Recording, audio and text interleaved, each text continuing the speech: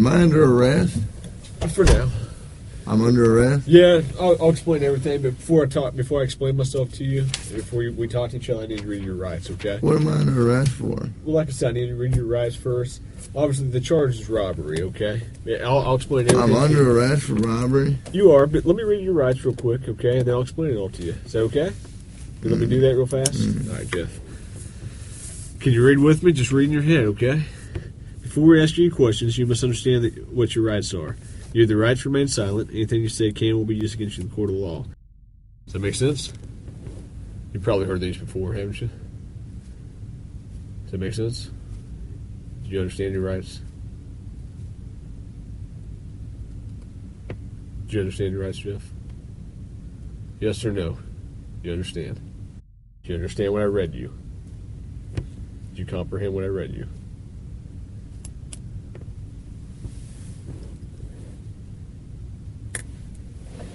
Jeff, I'm just here to talk to you and figure out what happened and move you on out of here at least some of it. So do you understand the rights I read to you?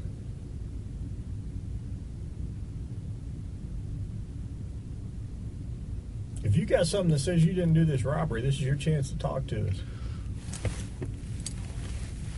Okay, good cop. No, usually I'm the prick. You look like the prick. This is Jeff. Jeff is a heroin addict and has been for the last 14 years. He is 6'5", weighs 153 pounds, and has now found himself in the unfortunate circumstance of being charged with armed robbery. This is in the state of Georgia, so if found guilty, they will render him the minimum term of 10 years without parole, up to the maximum term of life in prison. Jeff has been through the system multiple times over, and he will know that if indeed found guilty, his sentence will be considerably longer than the minimum 10 years due to his previous convictions. Jeff, do you understand your rights? Yes or no? I'm not asking if you want to talk to me at this point. I just want to know, do you understand what I read to you? So am I under arrest? Yes, you're under arrest. Get me back to the cell. I don't talk to you motherfuckers. Okay, fair enough. You want a Coke? Yeah. You gonna be able to pop it open or you need me to? Jeff has become somewhat of a cult figure in the domain of interrogation footage. His recognition seems to have grown through his own popularity, as opposed to the notoriety of his crimes, like most others. Conveying the exact reasoning behind this can be tricky, as the interest in this character will no doubt vary by the individual. Yet we've found the most collective reason can be explained through a single pop culture reference: the anti-hero. While the concept is timeless, the actual term was created through the realm of modern cinema. There's a diverse number of characters passing through the decades that fit the criteria. Yet perhaps the most textbook example could be the protagonist from the 2003 feature Bad Santa, a middle-aged man simply known as Willie. This is a character that lies, cheats, steals, swears at children, drinks an inconceivable amount of alcohol, and is generally extremely unpleasant to every single person he comes across. Look who's here, Jimmy. It's Santa. Oh, fucking right. Let's tell him what you want for Christmas. I'm on my fucking lunch break, okay? On paper, this is an extremely unlikable individual, yet for some reason, we root for him while following his story. Anti-heroes are flawed, as are we. Their moral complexity mirrors our own, and just like us, they are learning and growing as they move along the path of life. Their mistakes make us think of our mistakes, and perhaps the reason we root for their redemption is the reflection of ourselves rooting for our own. So you might be curious about the contrast between the anti-hero and the villain. One we embrace and relate to, while the other we despise and detach from. Both are driven by selfish motivations, yet our emotional response differs between them. The reason for this, while not necessarily obvious, is a relatively simple formula. The anti-hero must have a glimmer of humanity, alongside a noticeable vulnerability. This is what allows the viewer to truly connect with the character. It allows us to forgive them when they are unethical, but admire them when they are noble. It allows them to be angry, cowardly, and greedy, but also cheerful, brave, and empathetic. Who the fuck is Thurman? Is that you? Is your name Thurman? Yeah. Thurman Merman? Yeah. Jesus.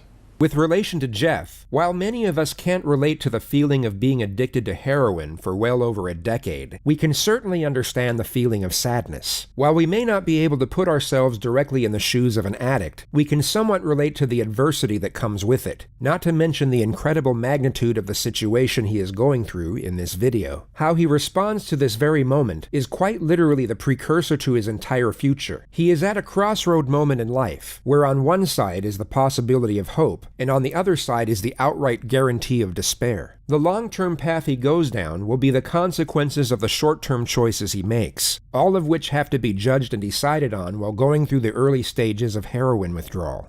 I need methadone. You need methadone? Yeah, you guys can get me that methadone or what? I don't have any. Do you have medication for it, or a prescription for it? Or? No. What do you need methadone for? Because I'm a fucking junkie and you guys, I can't get no methadone. I'm gonna go through withdrawal here in a minute. Where do you usually get your methadone from? I don't get it. I get heroin. How long you been using heroin? Long time, buddy. What are you trying to talk to me about here? Talk to you about what happened last night. Look, here's the deal. Either you're in a bad set of circumstances or you went and committed an armed robbery last night. Yeah, right? I'm in a shitty, wrong place at the wrong time, obviously. I didn't commit no fucking armed robbery. All right, then let's talk about this. Let's I talk don't talk to the police, man. I think it's in your best interest to. How? Man. I don't talk to the sitting police. Here, okay. I've been through the system, buddy. I know how I know it you works. have. I know you have. You're Jeff. not my friend. I'm not your friend. You're trying to fucking get me. Or No, I'm not trying to get all you. you're trying to get is some fucking stupid ass fucking confession, and you're not going to get one. Jeff, I'm not going to get a confession out of you for nothing. Exactly, because I And didn't I'm do not nothing. trying to get a confession out of you. Okay, I'm going to tell you, I didn't commit no armed robbery, and y'all ain't got no fucking evidence saying I did. Let me go. All you did is find me sitting in my buddy's house because my fucking buddy's dog's going ape shit. I go outside, there are cops everywhere, and they spotlight me. They say, come here. I say, what's up? They search me. They ain't find Hang on. nothing. What's Let up? me read this. No. Yes. Because I'm not going to sign it. You don't have to sign it. But let me read it for you. Okay? I'm not signing nothing. You don't have to sign it. Let me read it. You already read it to me earlier. I know we did, but I'm going to read it to you again. Thanks for the coat. You're welcome. Before we ask any questions, you must understand what your rights are. And here we have our glimmer of humanity. Jeff extends his gratitude in recognition of the small favor the detective has done for him. There is no return benefit for Jeff giving thanks to his adversary, meaning there is an element of selflessness and grace in the act. There may be considerable emphasis on the glimmer of humanity here, but all we need is a glimmer to know that it's at least in there. You have the right to remain silent. If you cannot afford a lawyer and want one, a lawyer will be provided for you. If you decide to answer questions now without a lawyer present, you will still have the right. You also have the right to stop answering at any time until you talk to a lawyer. Do you understand the rights I've explained to you? No. Huh? Yeah. Okay. Tell me what happened last night. Plain and simple. Your side of the story. I'm not talking to you. I'm warning you. All right. This is what I don't told you this understand. was- I told you this I know, was but gonna this is happen. what I don't understand, Well- Jeff. You were sitting there talking just like you were ready to sit here and tell me what happened last night, and then all of a sudden I read that to you, and you screw it, I ain't talking to you. I want a lawyer. I don't understand that. What changed just in the... Because I told you what, I already told you what happened. You didn't. How didn't I?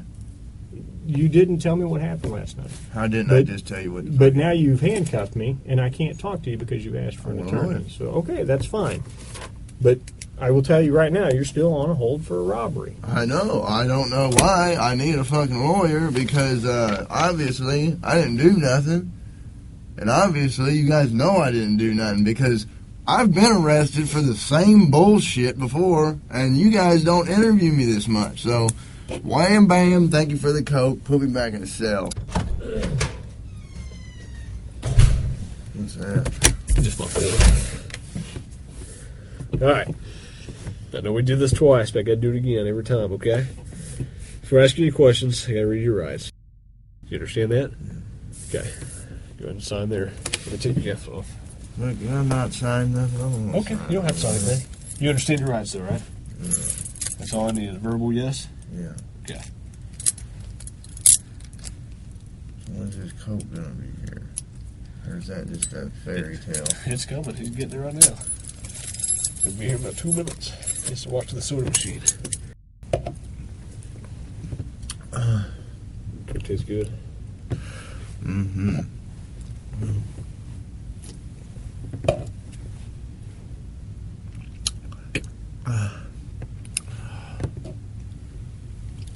I have enough evidence Like what? of the armed robbery, okay? But, you know, if you're saying you didn't do it, you need to give me your side of the story. I didn't do it. Okay, well, give me your side of the story. You got, convince me. Because I got a lot of evidence. I got a lot of physical evidence. Well, like what? Name the physical. Well, I don't need to, why should I tell you that? I mean, you haven't been helpful to me at all. You don't, because I don't believe that you got any evidence. There's only a couple pieces of evidence I'm missing. Name them. What's that? Name them. Well, why do I need to do that? You haven't helped me out at all. You give me a little bit, I give you a little bit. We go back and forth. I give you one of my pieces of evidence, now give me a little something. No, anything I say here can and will be used against me. Sure, but anything you say here, I can also tell your parole officer that you helped me out. That doesn't mean dick. There's no way. I didn't do it. There's no way. How drunk were you? Were you drunk? No, I was pretty sober. So you're in your right mind. You remember everything about the night, right? So you couldn't have done something not remembered. You couldn't have gone and robbed the place and not remembered? Fuck, no. Okay, so you would remember if you robbed the place. Yeah. So I'm willing to go to the prosecutor, I'm willing to go to the parole officer and say, this guy's a good guy, he helped me out. Hey. I know you don't want to go back to jail, right? Back to prison? Well, fuck, it looks like I am if and you're going to charge me with some bogus shit. You guys don't, I mean, what do you got, really? That I was at a buddy's house and I happened to come outside because you guys were fucking swarming the area and they which door did you come out of? I came out of the front door. You know what? I'm not saying myself, man. I'm done, man. Fuck this. The only reason I came up here is to get a fucking Coke. Okay. You're not getting out. Oh, no. I can't finish it? You can finish it. Make it quick. I got things to do. Butterfinger, you promised. I didn't promise you that. I said we'd see what happens. All right? Like I said, you haven't helped me out at all. Why should I help you out? I got you a soda. That's good enough. Jeff was released from custody just under 12 hours later, and that takes us to the final and perhaps the most important component of an anti-hero, the conclusion, which unfortunately in this particular case is unknown. The final outcome of this story will vary depending on the source, some with a happy ending, others a cautionary tale. One legend has it that Jeff got clean soon after his release and now works in the corporate marketing team for Coca-Cola, while another states that he was picked up the day after for the same charge and is now facing down a 15-year sentence in Georgia State Prison. If we go by the Hollywood formula, an anti-hero's actions throughout the course of their life are so drastic and single-minded that they only ever lead to salvation or destruction, and their final decision is always dictated by what they have learned and how they have changed throughout the course of the story. The paradox here is that we don't even need the theme of imprisonment to mold the outcome of this particular story, as the theme of addiction is more than enough. Whether he goes to prison or not, Jeff will either manage to get clean and rebuild his life, or he won't. He is headed for salvation or destruction no matter what, and that single concept can perhaps define Jeff as an anti-hero. His outcome is a mystery, but either way it goes, it most certainly conforms to the anti-hero's ending. Santa! Yeah. You're bringing my present early? No. But I never told you what I wanted. I said I didn't bring it, dipshit. Okay, good. I want a stuffed elephant. A pink one. Well, wish in one hand, shit in the other one. See which one fills up first.